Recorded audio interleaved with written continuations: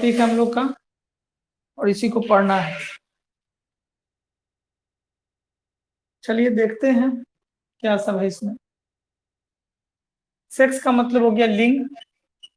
Determination होता है निर्धारण या निर्धारित कर पाना कि क्या होगा बच्चा। ठीक है, किसमें? लिंग मनुष्य में। इसमें पढ़ना है मनुष्य में लिंग निर्धारण, यही टॉपिक आपको पढ़ना है। और ये टॉपिक एग्जाम पर्पज से बहुत ज्यादा इंपॉर्टेंट है। हम जानते हैं कि ह्यूमन का जो क्रोमोजोम होता है मेल का, वो XY होता है, और मेल ही निर्भर करता है कि बच्चा जो होगा वो क्या होगा। ये बच्चा या तो मेल होगा या फीमेल होगा। इसके लिए परिवार या समाज में ब्लेम हमेशा महिलाओं को किया जाता है, जबकि ऐसा है नहीं। क्योंकि महिला के पास, ह्यूमन में कल हम लोग बात किए थे कि ह्यूमन में महिला के पास और ह्यूमन के पास और जो ड्रोसोफिला उसके पास सेम चीज होता है, सेम क्रोमोसोम होता है। तो इस हिसाब से अगर हम लोग बात करेंगे तो ह्यूमन में एक्स, मेल में XY क्रोमोसोम होता है और उसमें XX क्रोमोसोम होता है फीमेल में, और ड्रोसोफिला में भी सेम चीज होता है। तो ऐसे कंडीशन में डिटर्मिनेशन करने के लिए सबसे ज्यादा जो रिस्पॉन्सिबल होता है वो मेल होता है, जबकि हमारा समाज जो है शुरू से ही ब्लेम करता आया है किसको? फीमेल को। ठीक है, बच्चा नहीं होता है फिर भी फीमेल को ही ब्लेम किया जाता है। ठीक है, बच्चा मेल या फीमेल, बेटा या बेटी होता है फिर भी फीमेल को ब्लेम किया जाता है। ये दोनों कंडीशन गलत है, क्योंकि बच्चा होने या ना होने के लिए जरूरी नहीं है कि फीमेल ही रिस्पॉन्सिबल हो, मेल भी रिस्पॉन्सिबल हो सकता है, एक बात। और दूसरी बात, बेटा या बेटी हो उसके लिए कभी भी महिला निर्भर नहीं करती है, क्योंकि महिला के पास दोनों जो क्रोमोसोम होता है वो XX ही होता है, और पुरुष के पास X और Y होता है। जब XX से मिल जाता है तो बेटी होती है, और जब XY से मिल जाता है तो बेटा होता है। अब पुरुष के पास Y क्रोमोसोम है, इसका मतलब क्या है कि पुरुष ही निर्धारित कर सकता है कि बेटा होगा या बेटी होगा, महिला कभी निर्धारित नहीं कर सकती है। इसलिए हम लोग जो समाज में ब्लेम करते हैं महिलाओं को, ये गलत धारणा है। इस धारणा को बदलने की जरूरत है। और इसको, चूंकि लोग पूरे पुराने जमाने में लोग समझते नहीं थे कि क्या होता है, जबकि हम जानते हैं कि मेल के पास क्या है? X है और Y है, जबकि फीमेल के पास क्या है? दोनों एक ही चीज है, X है और X है। तो इस कंडीशन में फीमेल कभी भी देगी तो X से देगी, उसके पास दूसरा ऑप्शन है नहीं है। और बेटा होने के लिए X के साथ अगर ये एगो X दे दी, इसमें का एगो Y मिल गया, XY हो गया, बेटा हो जाएगा। लेकिन अगर ये X दी और ये भी X दे दी तो इस कंडीशन में क्या होगा? बेटी होगी। तो पुरुष पुरुष निर्धारित करेगा कि X देना है कि Y देना है। हालांकि पुरुष के हाथ में भी नहीं है कि X जाएगा कि Y जाएगा, उस पर भी निर्भर नहीं करता है। लेकिन अगर थोड़ा सा भी अगर परसेंटेज बनता है कि कौन रिस्पॉन्सिबल है, तो पुरुष रिस्पॉन्सिबल है, क्योंकि पुरुष के पास Y है, महिला के पास तो दोनों हमेशा कंडीशन में सेम ही चीज है, X है, कभी भी देगी तो X से देगी। ई जब Y मिल जाएगा तो बेटा होता है। इसलिए हम लोग का जो समाज में शुरू से जो अवधारणा चला है लोगों का कि बेटा या बेटी के लिए महिला जिम्मेवार है, ये बिल्कुल गलत अवधारणा है। और इसी के लिए बायोलॉजी की शिक्षा सब लोगों को जरूरी है। ठीक है, ठीक है। और बायोलॉजी की शिक्षा जब तक नहीं होगा तब तक लोग समझेगा नहीं, और ये गलत अवधारणा लोगों में बना ही हुआ रहेगा। इसलिए शिक्षा में सबसे अच्छा बायोलॉजी को कंपलसरी एजुकेशन होना चाहिए, जो सब लोगों के लिए जरूरी कर देना चाहिए, क्योंकि शरीर का बीमारी सबको होता है, शरीर से रिलेटेड डिसऑर्डर सबको होता है। और मात्र एक ऐसा सब्जेक्ट जो सजीव के बारे में, आपके शरीर के बारे में पढ़ाता है, बाकी जितने भी विषय हैं उसका शरीर से कोई संबंध नहीं है। ठीक है, फिजिक्स की बात करेंगे तो दैनिक जीवन में जो घटना होता है उससे जुड़ा हुआ है, खाना पीना जो बनता है वो केमिस्ट्री से जुड़ा हुआ है, केमिकल रिएक्शन से। मैथ की बात करेंगे तो सामान जोड़ने, हिसाब जोड़ने में मदद करता है। इसके अलावा दैनिक जीवन की बात करेंगे तो दैनिक जीवन में किसी भी विषय का आपके शरीर से कोई लेना देना नहीं है। लेकिन बायोलॉजी एकमात्र ऐसा सब्जेक्ट है जो हर कंडीशन में, इसलिए बायोलॉजी को कंपलसरी एजुकेशन में सरकार को शामिल करने की जरूरत है, जिससे जनसंख्या नियंत्रण, जिससे ह्यूमन हेल्थ, जिससे पारिवारिक, जिससे डिजीज, ये सारे कंडीशन पे कंट्रोल आदमी का हो सके। इसलिए यह शिक्षा जरूरी होता है। चलिए देखते हैं human human shows XY, shows XY, human shows XY type of sex, XY type of sex determining mechanism, sex determining mechanism, ठीक है। ह्यूमन के पास क्या होता है, XY टाइप का मैकेनिज्म होता है और यही लिंग निर्धारित करने के लिए जरूरी है, रिस्पॉन्सिबल है, ठीक है। अब आगे बात करते हैं। हम लोग जानते हैं कि हम लोगों में क्रोमोजोम की संख्या 46 होता है, लेकिन 46 कभी भाग नहीं लेता है। जब भी भाग लेना होता है 46 का आधा भाग लेता है, मतलब 23 को भाग लेता है। 23 को मेल की तरफ से आ गया, 23 को फीमेल की तरफ से आ गया, और दोनों मिलकर 46 होता है। तो इसका मतलब ये हो गया कि आधा जो क्रोमोजोम होगा, अगर XY है तो वही दोनों में से कोई एक जाएगा। महिला का XX है तो दोनों में से कोई एक जाएगा। अब जब दोनों एक ही जाएगा तो उस कंडीशन में क्रोमोजोम भी आधी हो जाएगी। और इसके लिए तो ये चीज हो गया, out of 23 pair of chromosome, pair of chromosome 22 are autosome. 22 क्या है, ऑटोजोम है, समान है, ठीक है। Same in both male and female, मतलब 22 को जो जोड़ा होगा वो मेल और फीमेल में क्या होगा, समान होगा। Same in both male and female, बात समझ गए। 23 को जो जोड़ा क्रोमोजोम होता है उसमें से 22 को जोड़ा को हम लोग ऑटोजोम कहते हैं। और ऑटोजोम का मतलब क्या हो गया कि जिस तरह का फीमेल में होगा उसी तरह का मेल में होगा, इसलिए लिखा गया same in both male and female. Female have a pair of X chromosome. Female के पास क्या होगा, एक जोड़ा X क्रोमोजोम होगा, जबकि मेल have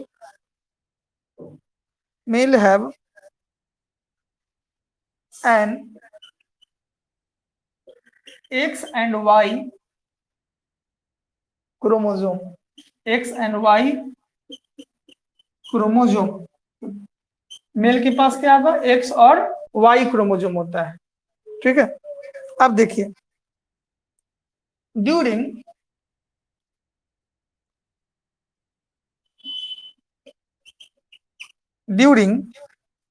स्पर्मेटोजेनेसिस, ये क्या होता है, स्पर्मेटोजेनेसिस क्या होता है, स्पर्म बनने की प्रक्रिया को हम लोग स्पर्मेटोजेनेसिस करते हैं। During spermatogenesis male produce two type of gamete, male produce two types of gamete, produce two types of gamete. Male क्या प्रोड्यूस कर सकता है, दो टाइप के गैमेट प्रोड्यूस करते हैं, gametes with equal probability, with equal probability, ठीक है। ड्यूरिंग स्पर्मेटोजेनेसिस, जब स्पर्म बन रहा होता है मेल के अंदर, तो produce two type of gamete, ठीक है। उसके अंदर दो तरह के गैमेट बनते हैं और दोनों की जो प्रायिकता होती है वो समान होता है, अगर, ठीक है। प्रोबेबिलिटी, स्पर्म जो कैरी करता है, carrying X and A Y chromosome, ठीक है। X एंड Y क्रोमोजोम, जब भी स्पर्म होगा वह या तो X होगा या Y होगा, ठीक है। दोनों की प्रोबेबिलिटी, मतलब प्रायिकता की बात करेंगे। प्रायिकता मतलब हो गया कि जितना मात्रा इसकी हो सकता है उतना ही मात्रा। अब ये निर्भर ये करता है कि X जाएगा कि Y जाएगा, ये आपके हाथ में नहीं है।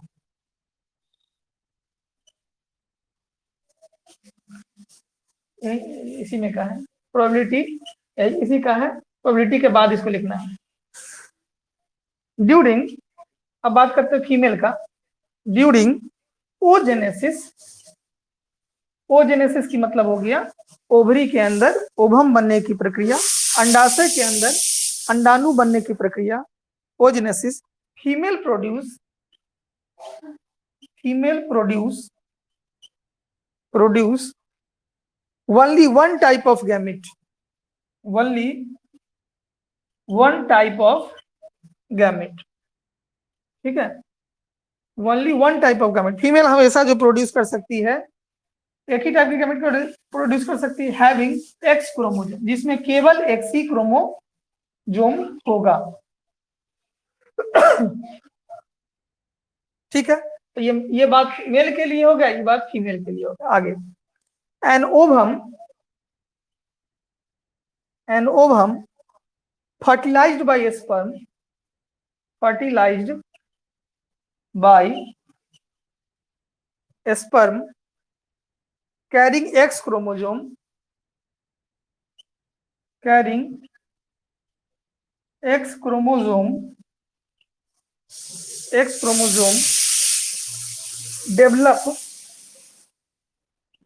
develops into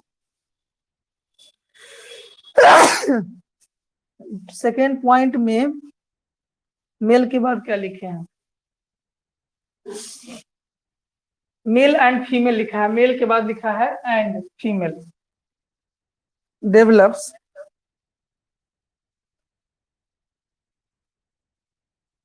during ovum fertilise sperm carrying X chromosome develop into a female XX and ovum fertilized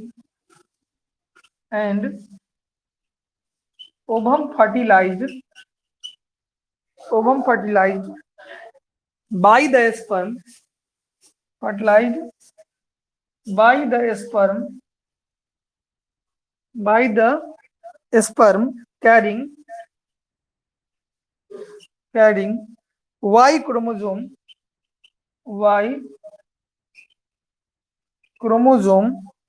develop into a male, Y chromosome develop into a male, develop into a male मतलब X and Y, X और Y। चलिए बात को समझिए। पहला बात कहा कि human so XY chromosome, human जो भी होगा, ह्यूमन की बात करेंगे तो मेल फीमेल दोनों आता है, लेकिन सेक्स डिटरमिनेशन के लिए यही एगो फैक्टर बनता है, XY type of sex determination mechanism, मतलब सेक्स डिटरमिनेशन मैकेनिज्म के लिए जो बनता है। ठीक है, अच्छा रुक जाए, ठीक है रुक जाते हैं। कैसर कुछ बोल रहे हो क्या? माइक टाइप करके बोलो।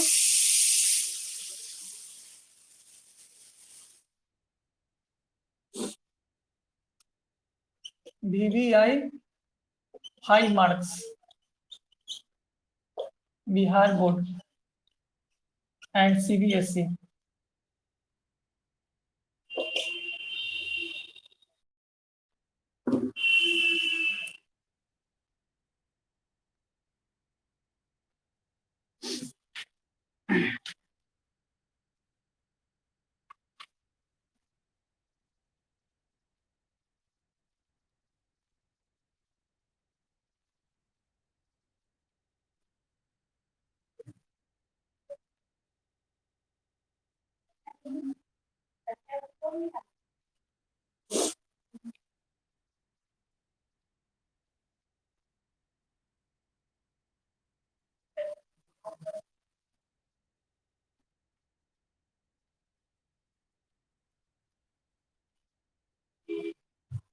चलिए समझिए, ह्यूमन मतलब मनुष्य, सोज मनुष्य में अगर सेक्स डिटरमिनेशन की बात करेंगे तो XY type of sex determination mechanism, यही एगो टाइप है जिससे हम सेक्स डिटरमाइन कर सकते हैं कि क्या हो। Out of the 23 pair of chromosome, हम लोगों में 46 क्रोमोसोम होता है, उसमें से 23 जोड़ा कह सकते हैं उसको, या 46 कह सकते हैं, तो 23 जोड़ा क्रोमोसोम, जिसमें से 22 जोड़ा क्या होता है, पुरुष में भी और महिला में भी समान होता है, और एक जोड़ा जो अलग होता है वो पुरुष में होता है, मतलब 22 जोड़ा पुरुष का भी सेम है और महिला का भी सेम है, लेकिन एक जोड़ा पुरुष का क्या है, अलग है। 22 जोड़ा जो सेम है उसको हम लोग कहते हैं ऑटोजोम। ठीक है, फीमेल के पास क्या होता है, एक्स क्रोमोसोम होता है, कैसे मतलब पेयर में, इसलिए इसको एक्स एक्स से रिप्रेजेंट कर। Male have X Y chromosome, male के पास एक्स वाई क्रोमोसोम होता है, इसलिए हम उसको एक्स वाई से रिप्रेजेंट कर। ड्यूरिंग द स्पर्मेटोजेनेसिस, जब पुरुष के अंदर शुक्राणु निर्माण की प्रक्रिया चल रही होती है, तो male produce 2 type of gamete, male हमेशा 2 टाइप का गैमेट का निर्माण कर सकता है, जिसकी प्रोबेबिलिटी इक्वल होती है, एक वो एक्स और दूसरा वाई। एक स्पर्म में क्या मिलेगा, एक्स मिलेगा और वाई मिलेगा। अब आगे, ड्यूरिंग ओजेनेसिस, जब ओवम मतलब अंडाणु निर्माण की प्रक्रिया चल रही होती है अंडाशय में, female produce only 1 type of gamete, female एक ही टाइप की गैमेट प्रोड्यूस कर सकती है, और वह भी क्या होगा, एक्स एक्स होगा, हैविंग एक्स क्रोमोसोम, केवल एक्स ही होगा। And ovum fertilise with sperm, जब महिला का ओवम मतलब अंडाणु और पुरुष का शुक्राणु मतलब स्पर्म दोनों मिलता है, ठीक है, carrying X chromosome develop into female, अगर फीमेल में एक्स दे दी और मेल एक्स दे दिया तो उस कंडीशन में एक्स एक्स हो जाएगा। And ovum fertilise with sperm Y chromosome, अगर एक्स वाई के साथ फ्यूज कर गया तो इस कंडीशन में डेवलप जो करेगा वो मेल हो जाएगा, मतलब बेटा होगा, और इस कंडीशन में क्या होगी, बेटी होगी। अब समझिए बात कि कैसे होता है, इसको मिटा दे, क्रॉस के माध्यम से इसको क्रॉस बनाना है, एग्जाम में भी जैसे बना रहे हैं सेम टू सेम उसी तरह से एग्जाम में भी बनाइएगा। अभी तक नहीं हुआ है तुमको?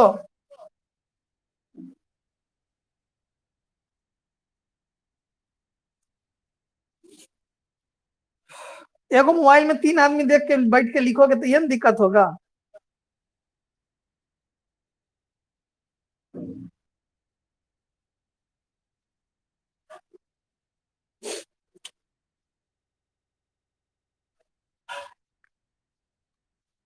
जल्दी करो, तुम्हें लिए रुके हुए हैं।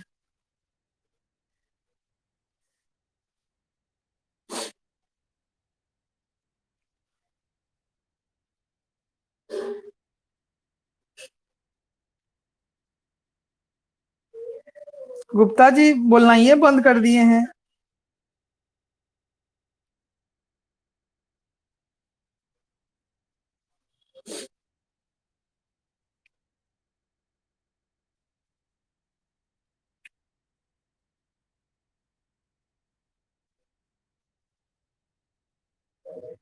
अच्छा, 4 दिन।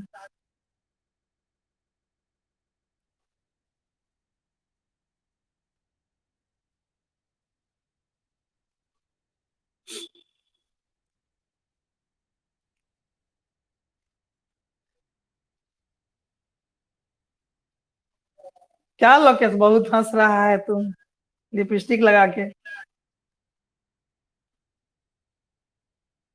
चलिए,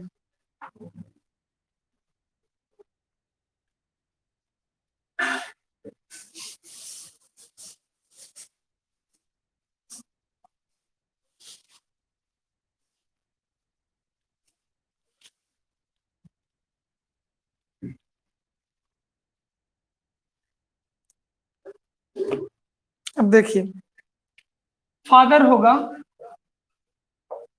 एक तरफ और एक तरफ मदर।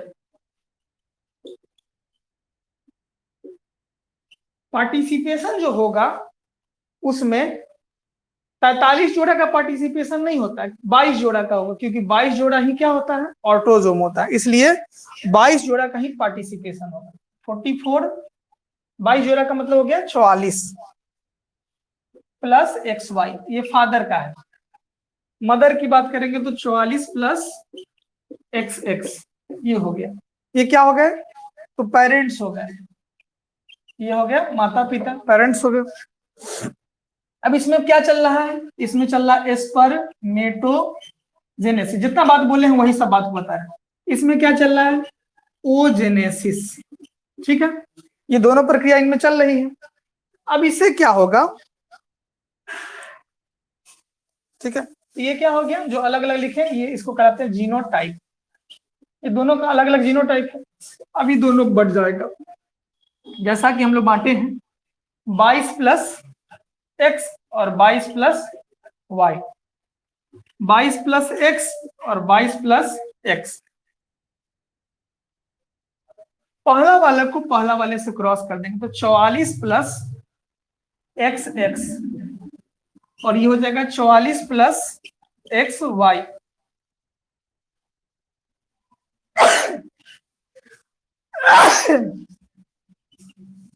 ये गैमेट हो गया। अभी मिल के क्या बना, तो ये हम लोग का मान ली पहला जनरेशन हुआ। इसमें एक ही जनरेशन तक बात रखनी होती है, ज्यादा जनरेशन हम लोग को कराना नहीं है। तो ये जो एक्स एक्स आया, ये कैसी चाइल्ड होगी, तो फीमेल चाइल्ड होगी। फीमेल चाइल्ड होगी मतलब बेटी होगी। और उसमें जो आ गया ये क्या हो गया, मेल चाइल्ड हो गया, या कह सकते हैं सन हो गया, और ये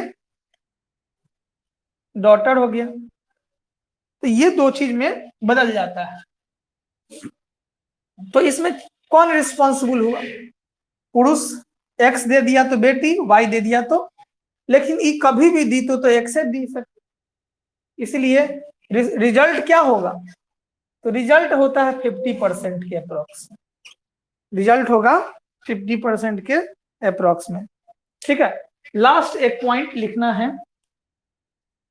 ठीक है, इतना कर लीजिए, फिर मिटा के पॉइंट है उसको कर देते हैं।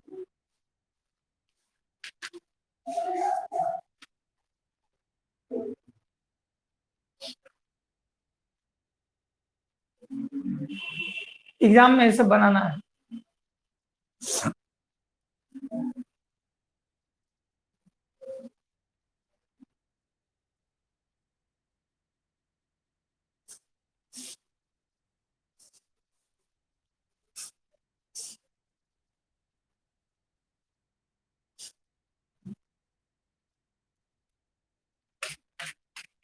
पांच नंबर ही बना लोगे, फिक्स हो गया।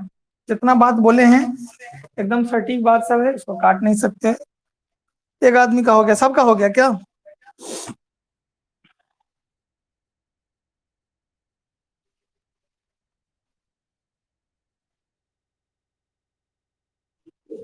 एकता हो गया।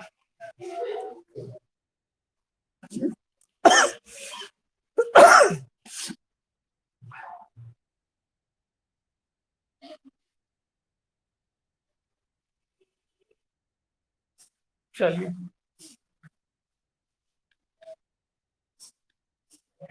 अब लास्ट कंक्लूजन हम लोग लिखते हैं। इशारा क्रॉस करने के बाद किस निष्कर्ष पे पहुंचते हैं, ये बात को लिखिए और 5 नंबर सीधे उठा लीजिए।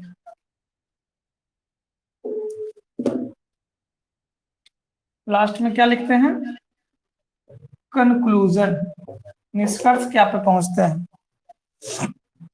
Hence it is evident that genetic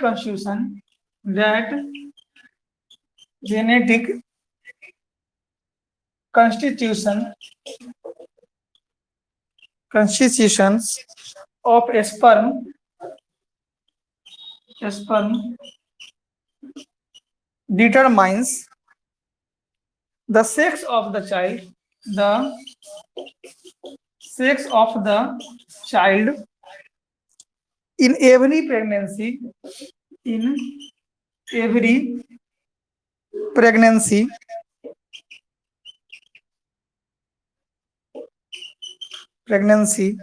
there is always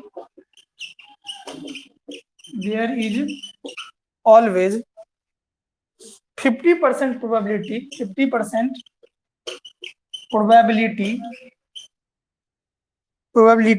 of either male and female child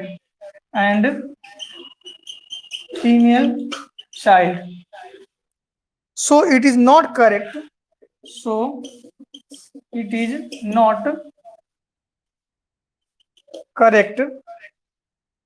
to blame women,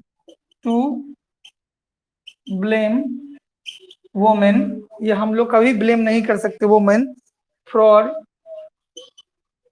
producing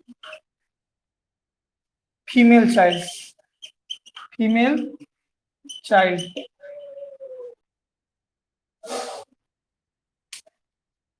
sir आपका नेट काम नहीं कर रहा है। मेरा नेट धोखों से गड़बड़ नहीं हो सकता है, ठीक है। मेरा नेट काम कर रहा है, अपना नेट देखो। चले नावे तंगन में टेढ़।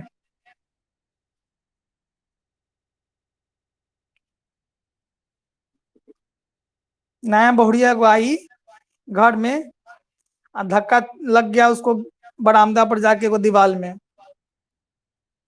तो सास को कहती है कि अहाँ जे अंगना बनेले छी तो पूरा टेढ़े टाढ़ बना देले छियै।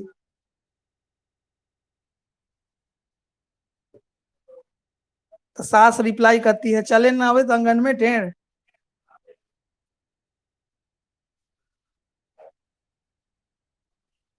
बस उसके बाद क्या था, मार फंस गया। कंक्लूजन देखेंगे, चलिए कंक्लूजन पे विचार करेंगे हम लोग।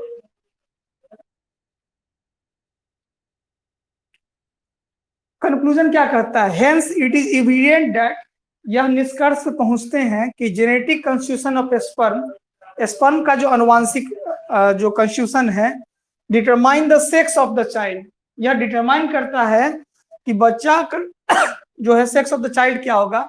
इन एवरी प्रेगनेंसी, जितने प्रेगनेंसी होती है, देयर आर ऑलवेज 50% प्रोबेबिलिटी, मतलब 50% चांस तो ऐसा जरूर होता है कि तो मेल होगा या फीमेल होगा child. So it can correct to blame, ठीक है। इट इज नॉट करेक्ट, यह कभी करेक्ट नहीं है कि हम ब्लेम करें किसको, वोमेन को। वोमेन को कभी ब्लेम नहीं कर सकते हैं फॉर प्रोड्यूसिंग फीमेल चाइल्ड। अगर बेटी जन्म ले लिया तो तोरे वजह से ही हुआ है, ऐसा नहीं कर सकते हैं, क्योंकि फीमेल के पास तो कुछ है ही नहीं ऑप्शन में, ठीक है। तो कंक्लूजन लिखना बहुत जरूरी है, क्रॉस कराना बहुत जरूरी है, शुरू में जो लिखे हैं वो कराना बहुत जरूरी है, इसलिए इसको कराना बिल्कुल नहीं भूलिएगा, ठीक है। तो ये हम लोग का ह्यूमन में हो गया। अब एक और पढ़ना था आपको हनी बी में, ठीक है। हनी बी में पढ़ना था।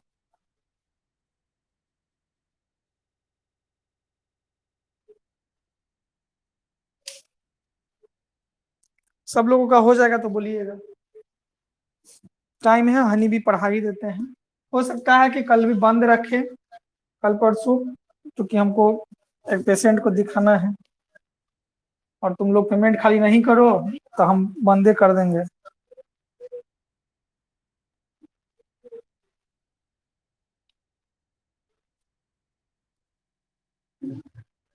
चलिए, सबसे तेज रफ्तार में आपका बायोलॉजी चल रहा है, इतना तेज रफ्तार में ना कोई सब्जेक्ट चला है ना चलेगा, इतना तेज। जेनेटिक्स में टीचर 3 महीना लगाता है, और तुम्हारा जेनेटिक्स इतना फास्ट चल रहा है कि हमको लगता है कि एक सप्ताह नहीं, 3 से 4 क्लास में आपका जेनेटिक्स हम खत्म कर, मतलब पहला 5वां चैप्टर खत्म हो जाएगा। और एनसीईआरटी आप मिला सकते हैं, एक वो टॉपिक आपको नहीं छूटेगा। आपको ये भी विश्वास नहीं हो कि सर कहीं छोड़ के पढ़ा रहे होंगे, तो बिल्कुल नहीं। आप एनसीईआरटी देखिए, अगर एक टॉपिक छूट गया तो फिर कहिए।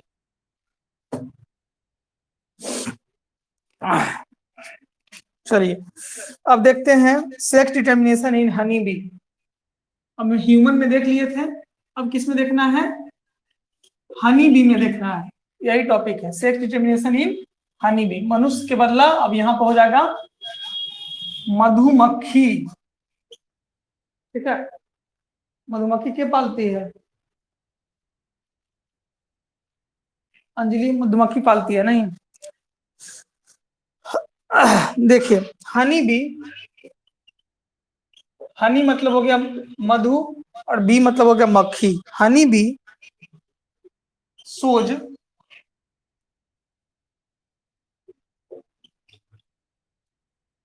Haploid, haploid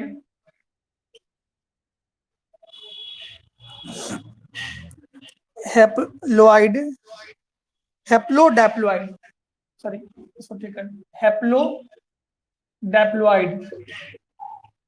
हैप्लोडैप्लॉइड sex determination system, sex determination mination system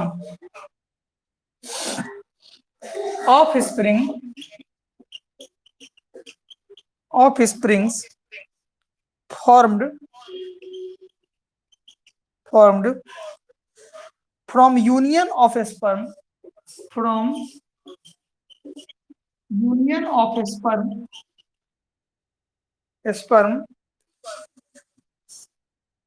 and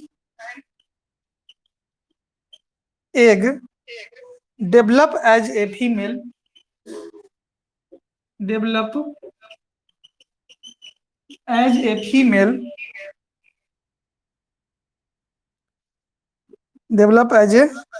female queen or worker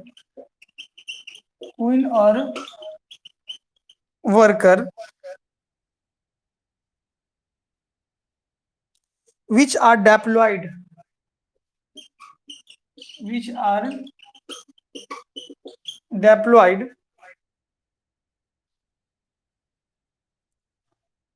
having 32 chromosome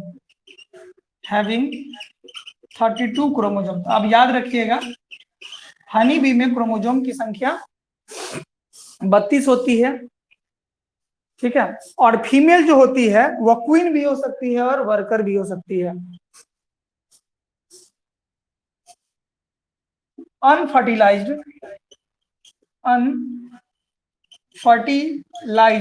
मतलब जो फर्टिलाइजेशन जिसका नहीं होता है, but unfertilised eggs developed by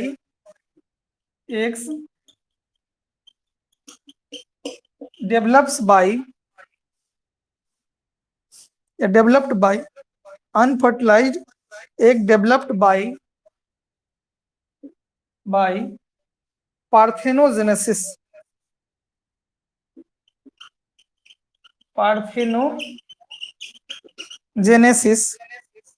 from male या ड्रॉन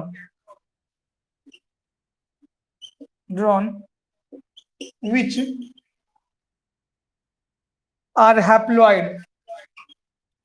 are haploid जो कि क्या होगा, हैप्लॉइड होगा,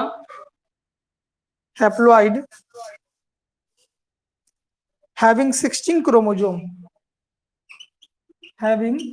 16 chromosome.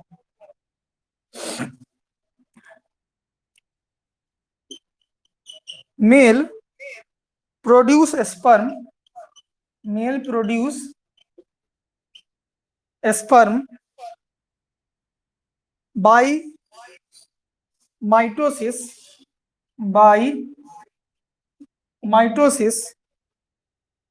so they neither have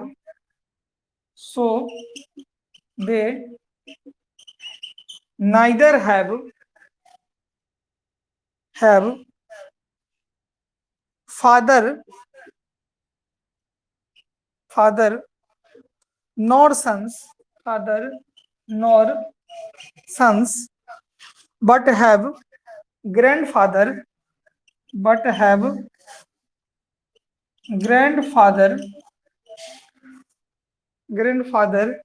and grandsons।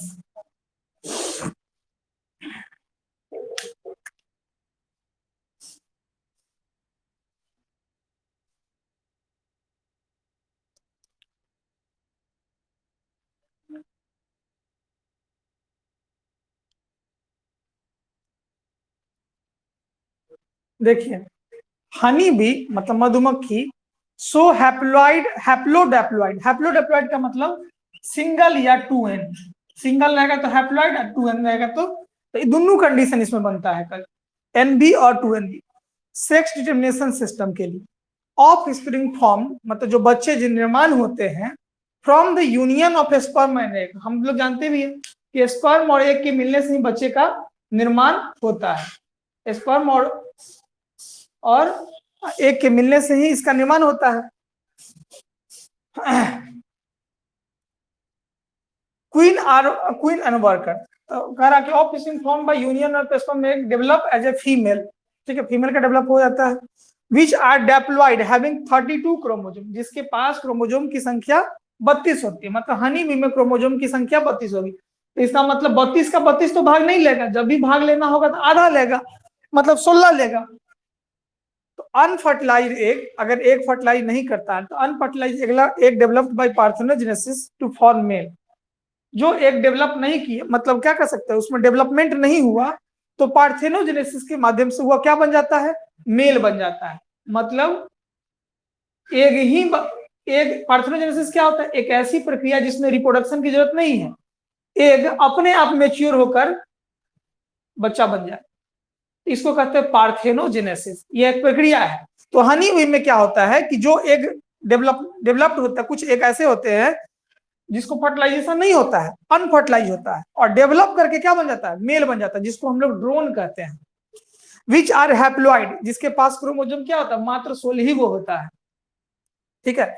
Male produce sperm, अब मेल प्रोड्यूस करेगा क्या, स्पर्म, किस प्रक्रिया से, माइटोसिस से, ठीक है। They neither have father nor sons but grandfather and grandsons. यह एक जनरेशन नहीं, कई जनरेशन तक अपना जनरेशन को बढ़ा सकता है, ठीक है। मतलब फीमेल मर जाएगी लेकिन यह जिंदा ही रहेगा, तो ऐसा कंडीशन इसमें देखने को मिलता है, ठीक है। एक क्रॉस है, ये हो गया सबका ना, क्रॉस थोड़ा सा देख लीजिए।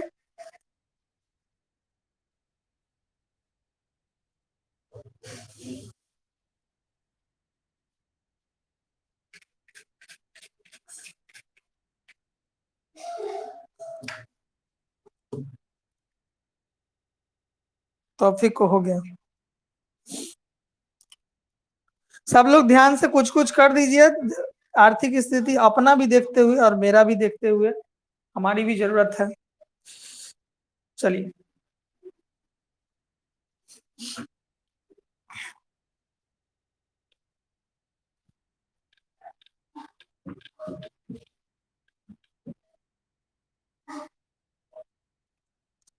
आज का गर्मी बहुत है, ठीक है, हम इधर से जो है ना बर्फ भेज देते हैं, माथा पर धर लेना। घर में बैठ के पढ़ रहा था, गर्मी लग रहा है, कोचिंग पर जाके पढ़ता था, इसको ठंडा लगता।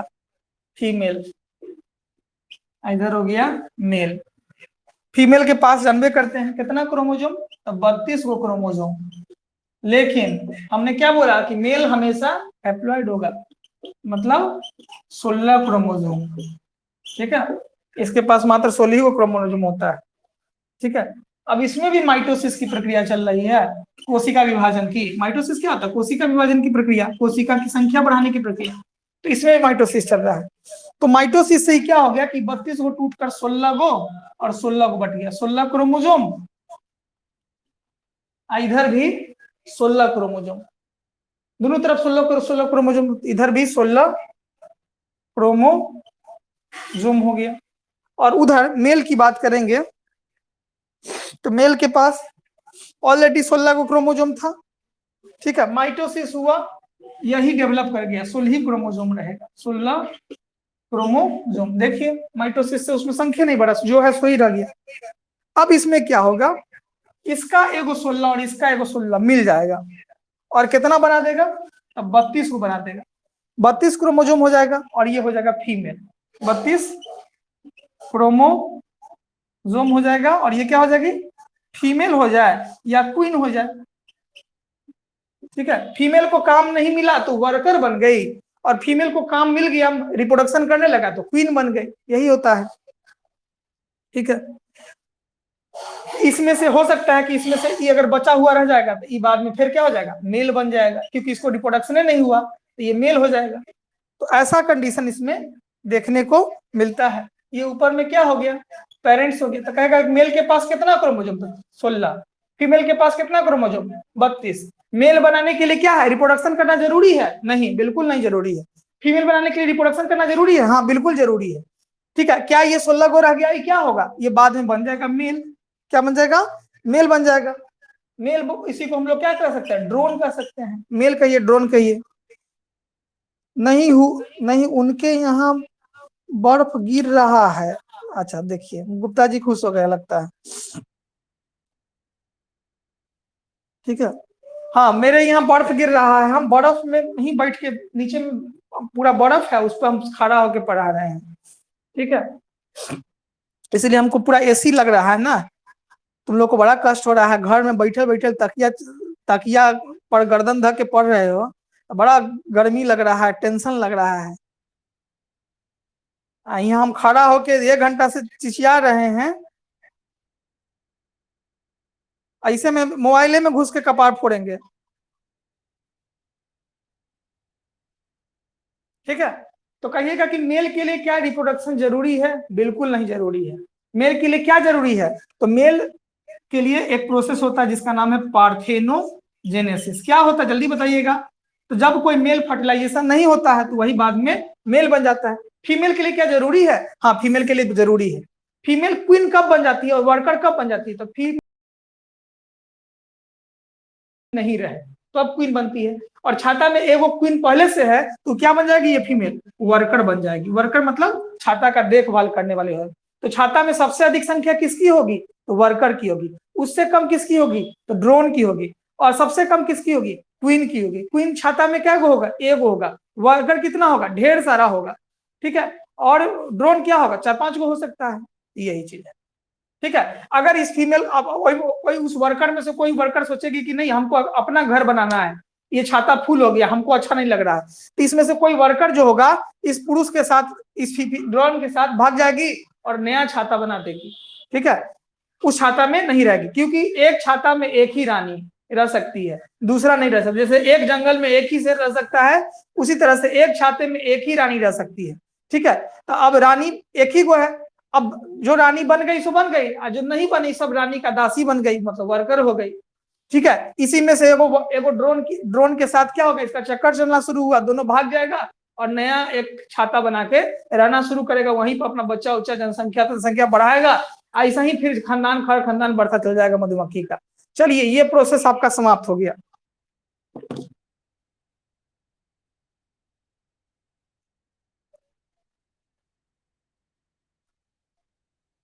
काहे बहस कर रहे हो तू लोग? यही सब करते हो? टॉपिक